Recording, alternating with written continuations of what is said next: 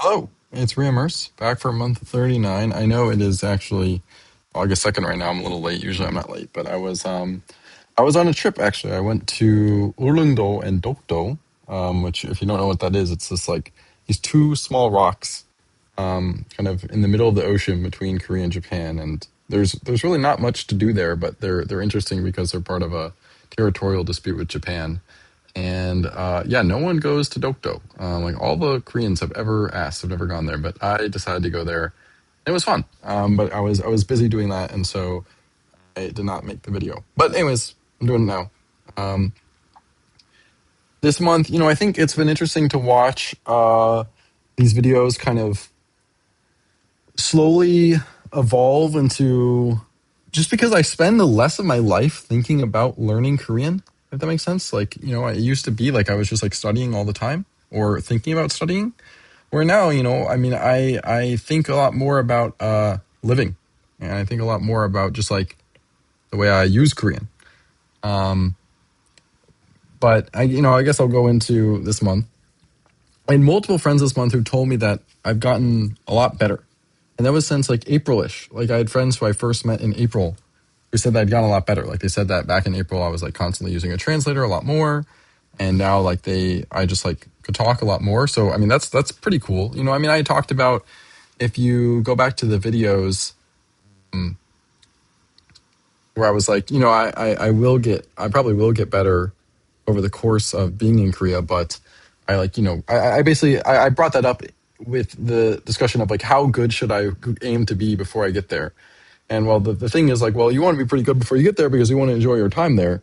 And so it's like, yeah, I'm going to get better, but like by the time you get better, well, you might leave. Well, so because I'm going to be here longer, which I don't know if I shared this, but I'm going to be here until the end of the year now. Um, these gains I've gotten while being here have actually, really started to take effect. And I watched this other thing. There was this like Matt versus Japan video. I don't know if I talked about this last month, where he talked about basically some of the things. This was on his second channel. He talked about some of the things that he felt like he had gone wrong, and he like, kind of thought like gave a much kind of more complete picture of his learning thing. And I didn't even know this. Like he went to Japan for like 6 months or a year, and then came back to the States and studied more, and then went back. And he wasn't like really really good until like 3 or 4 years later after he had spent like a significant amount of time living in Japan, um, which was very interesting because I was basically under the assumption that he like basically watched anime all day in his room for 3 years, and then just came out being really good. But that's not the case at all. And so and the other thing is I think it actually would have been, I think in terms of the raw like input. Again, to make like I know Matt likes to make AI analogies, but they're actually fairly good. So I don't know if you guys know how like AI models work. We have this phase called like pre-training, and then you pre-training, and then you have post-training. And so in pre-training, you basically just get mass exposed to lots of information, and you kind of like build up these kind of like connections in your brain. But the kind of like output step is like not very focused. It's kind of all over the place.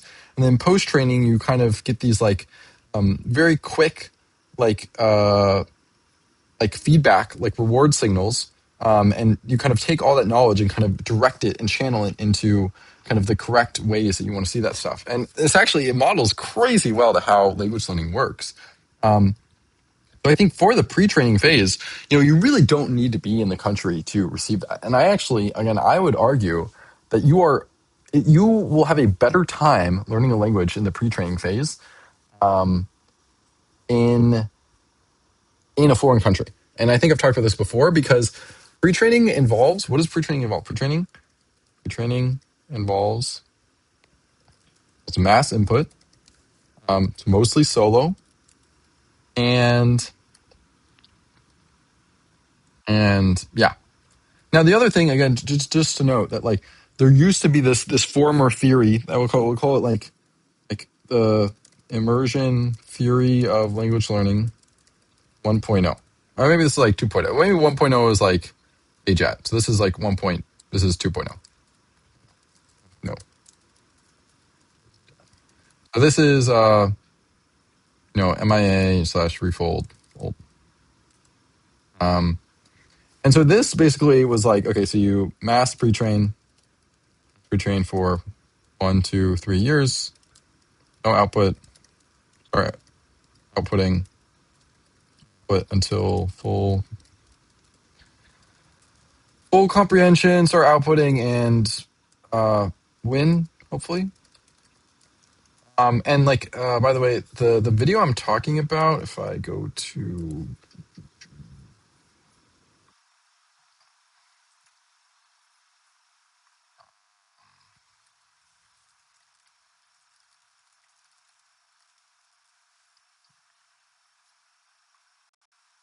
this video,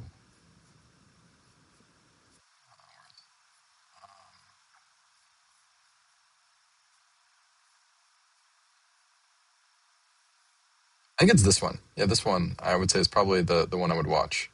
I'll put this in the description.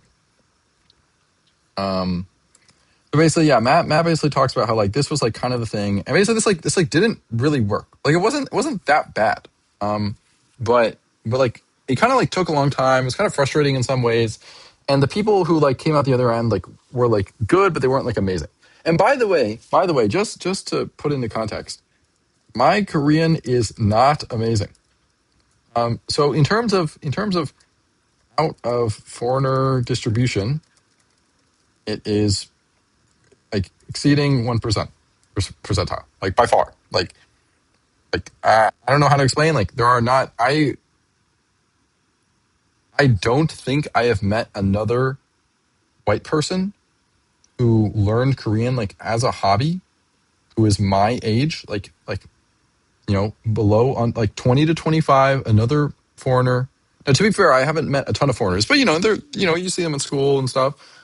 I have not met a person whose Korean is better than mine. And all of my friends have also, I don't think, met someone who matches that description, like a Westerner, 20 to 25, learn Korean like either in school or as a hobby, but like not like through their family, not through living in Korea, whose Korean is better than mine. And at the same time, my Korean is not like, in my opinion, like if I always try to think of it as like how to describe like how it feels to talk like to someone who speaks English at my level, right? And it's very interesting because sometimes I'll be with like a Korean person who's like speaking English at what I basically feel like my level of Korean is. And I'll talk to my friend. I'm like, dude, like talking to this person is how it probably feels to talk to me in Korean. And it's basically like, there's like it's like comprehensible, but there's a noticeable accent. There's every so often you have to ask like what a word means. When they say stuff, it just sometimes kind of sounds off. They sometimes like seem frustrated and can't express deep thoughts. Like when I say good, I mean like again, my standard for good is the fact that they are a language learner is rarely relevant to the conversation. Right. So I have a friend, for example, she studied English literature. She did a master's in English literature at Seoul Women's University.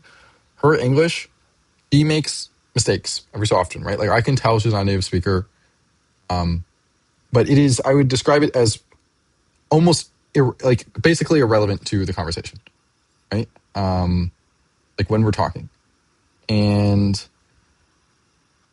I mean, obviously, this all exists on a spectrum. But when I think about people, basically with like Matt versus Japan level Japanese, which by the way, in his own video, he describes as not amazing, right? Like Matt's Japanese is extremely good, right? Like 1% of 1%, and he's like, wow, like in this video, he's like, I thought my Japanese was the shit. And then I met some of these people and their Japanese was crazy good. And they just like sounded exactly like talking to a Japanese person. So, again, I think it's just kind of fucking like fucking Sisyphilian hill. But anyways, Matt versus Japan's level Japanese was like really good, but not like exactly like a native, right?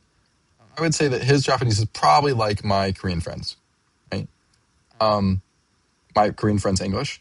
But even he's like, well, he's like, man, like these other people's Japanese is so good. Anyways, I feel like there is a very big gap between me and Matt versus Japan level Japanese. At least his Japanese, like when he probably first moved to Japan, right? So that's like years ago at this point. But even then, I think there's still quite a big gap. And I think that gap is. But anyways, okay. So where was I going with this? I think I was saying. I think I was going with this because okay. So pre-training, post-training. So yeah, I was making the argument that like pre-training, I think is much better to do in your home country because when you're in the other country, you being solo is really boring, and you want to be like outside, and the input you receive outside like isn't very efficient. Like if you have done the pre-training, then the post-training you receive actually in the environment is actually very efficient. I think. I mean, it's not like the most efficient because you don't get corrections, but the I think I was making the argument I wanted to make was living in Korea, like I basically think I've been forced to use Korean in a way that I do genuinely think is impossible in the US. Like even if I like, had Korean friends and like called them, which I was doing, I don't think that I ever would have been able to like reach the level of like Korean conversation that I can now. I mean, maybe if I just like kept immersing, but it's also like hard because you have this like motivation problem, right? Where like here, like I was very motivated to hang out with people because I was literally like in Seoul and wanted to hang out with people. And then they were there. And then I was literally like in person with them and there was nothing else to do but talk in Korean, right? And and so I think that that's like this kind of post-training phase has been like most of what like my learning has looked like. Like I don't really feel like I immerse anymore. Like I don't really watch Korean. And again, I probably would be better at Korean if I did this more. But I just have like other conflicting priorities, and I also feel like I spend quite a lot of time in Korean at this point. Again, I could do more. I could do more, but like it's fine. Like I have other stuff I care about. Um, like I don't watch Korean YouTube anymore. I don't listen to podcasts anymore. I don't watch Netflix anymore. And and so most of my input comes from conversation or my friends. And so, anyways, I just wanted to say, like, I think it was going. I wanted to separate these two things because I think they map very interestingly to like basically just mass solo immersing and like post training, which is like I think most of this is talking with other people slash using right. So, for example, I recently switched my phone to Korean. I don't think that's something I could have like really done comfortably. Like now, I can do it pretty comfortably. I think I tried to do it back when I was in the U.S. and it was like really really painful. Like literally, I could not use my phone. And so that you're much more like kind of I would describe that also as like even though you're not talking to people, it's like post training stuff. Anyways, the reason I brought this up is because like the immersion theory of language learning like 3.0 question mark like Matt or Japan's stated thoughts. These do not involve such a not as strong pre post split or of a spectrum earlier output corrections, more listening focused, right? Um, so I think that like I think what's interesting is first of all, I never felt like my pre-training was like super crazy strong to begin with. Like I was just talking to a friend about this. I know I've talked about this before. Like I think about this a lot with the gym. But like there were times in my life where I thought like you had to just like you know completely go like crazy with your diet and go to the gym every day and do like all the optimal exercises. Like guys, like my Koreans again, it's pretty good. Okay, like out of distribution foreigner, right? Like very good. Like, I went to Dokdo with my Korean friend who does not speak English for 4 days, and we had a lot of fun. We talked a lot, right? And I mean, you guys, I don't know if you've watched these videos, but there were many months that I did basically zero Korean, and I was tracking my immersion. There were probably I could probably count the days on two hands that I did more than like 3 hours or 5 hours of immersion that day. I mean, I don't know, maybe like four hands, five hands, six hands, but it's not a lot, right? Like there are people who are like doing on average like 3 to 5 hours a day, right? Like I was doing nowhere even close to that, nowhere close to that. Um, but I just like never stopped. I just like never stopped. So, anyways, I bring that up basically. This whole thing was while I've been in Korea, um, my Korean has gotten a lot better. Um, and I also feel like I've done a good job at continuing to learn new words. So I'll pull up my Anki stats. So I've been doing 5 words a day. Some days I disable it. Some days I've missed recently, but I think 5 words a day is pretty conservative. And yeah, I'm up to. So here we can see. So this was the like crazy super lock in phase, which was um, I think this was like November, and then this was probably when I came to Korea. And it's been pretty chill since. If you look at the added cards, I've been pretty good about adding cards recently, and yeah, I just keep learning words. Now again, I think I've talked about this. These like AI cards I make, they're nowhere near as good as the freaking sentence minds cards. Those sentence minds cards, guys, I don't know how to explain it. I literally, um, I literally for when I there'll be times with my friends that they'll like say a word and I'll just be like, dude, I learned that word from this scene in this drama. Like it's like fucking like burned into my mind. It's crazy. Like it's like a word I haven't seen like a year, dude. And I just like and yeah. So Anki fucking works, by the way. Holy shit. Um, and the sentence cards from TV shows are really good, really really good. I would have done if I dude, imagine if I had done 5 of those every single day for 3 years. It would be crazy. Anyways, um, yeah, I mean, it feels really good. I think I've noticed this as well. Obviously, it's like more kind of. It's harder for me to notice because I'm the one speaking, and it like happens like very slowly, day by day. Where like my friends, they like see me, and then they see me like 3 months later, and they're like, "Whoa!" Like talking to you is very different now. And I actually have this one friend who was like the first Korean friend I ever met in Korea. And the difference from when I met them to now is pretty crazy. So that feels good, and I'm sure by the time December comes around, I'll be even better. The show on Netflix, multi-solo 연애 하고 싶어요. Um, I watched the first episode. It's pretty fun. It's still pretty hard to enjoy without subtitles, to be honest. Um, and but also like I don't know, I just like don't watch a lot of TV these days. So I like actually haven't watched this whole season. I only watched the first episode. This Yeah. So I was with a friend, and they were like telling me these like kind of funny stories from when they were in Bali. About like these like people who like approached them at this like beach club, and it's kind of freaking surreal. Like you're just like I literally like, in the middle of them telling me the story, I'm like, holy fuck! Like, they're just like speaking to me in like Korean, like at the full speed of like a normal, like the way they would tell it to a Korean friend, and I just like understand it. It's like crazy.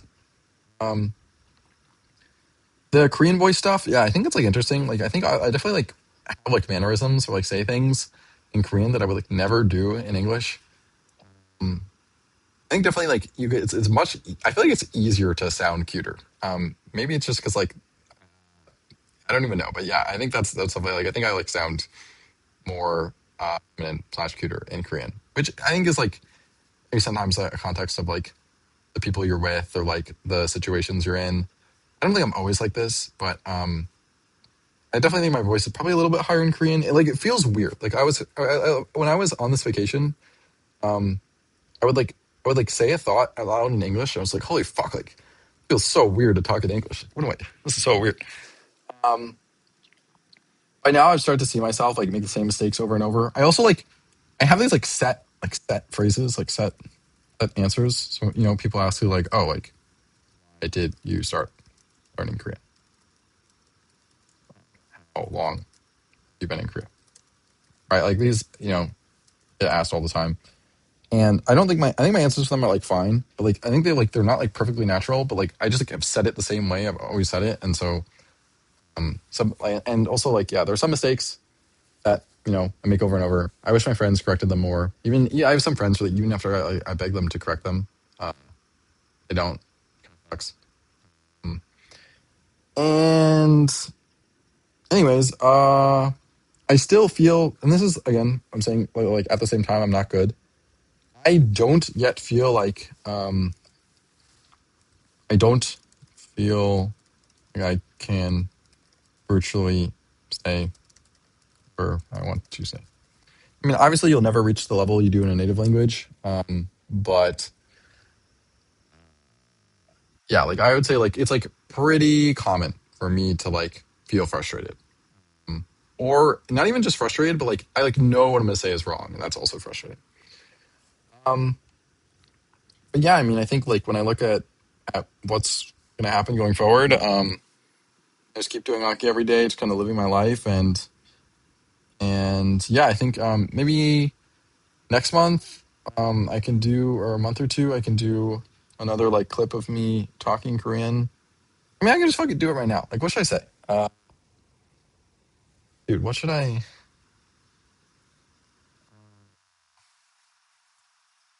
talk about? Dokdo? Okay, here, I'll talk about Dokdo for a little bit. Okay. 아, 지난주에, 어, 독도 가봤거든요. 독도는 그냥 둘 큰 토이거든요. 그냥, 그냥 사진 찍을 수 있는 데밖에 많이 없지만, 한국 사람들 진짜 그냥 극복 많아서, 어, 좋았어요. 근데, 그, 독도 가는 배, 그 탔을 때 진짜 그냥 흔들었어요. 그래서, 그냥 흔들리는 배 탔을 때 저는 그냥 토할 편 아니지만 그냥 생각보다 그냥 롤러코스터 같아서 그냥 놀았어요. 그리고 우릉도는 그냥 작은 제주 그인 것 같았어요. 그리고 우릉도 와서 그냥 택시는 카카오 택시 없어요. 그래서 그냥 전화로 그냥 불러야 되거든요. 그래서 그 전화하는 거는 조금 힘들었어요. 그리고 그냥 그 택시 기사 사람들 배터리 많이 썼거든요. 그래서 I don't know why I'm saying 거든요 so many. I guess it's like just kind of like telling the audience. 아무튼 가장 좋았던 부분이 우릉도에서 우릉도에서 이런 호떡집이었어요. 옛날 호떡. 옛날 호떡 진짜 맛있고 그리고 사장님이 그냥 진짜 친절하신 그 이모. 그래서 그냥 호떡 만들 때 그냥 주방 같은 데 앞에 그냥 앉아야 돼요. 그래서 그냥 it's like a show 이런 느낌? 아 그냥 지금 이렇게 말하다 보니까 I'm not very good 느낌.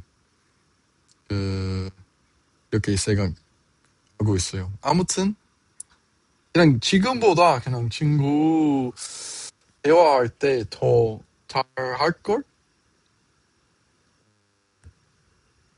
아무튼 anyway, so that's how I sound, I guess, kind of off the cuff.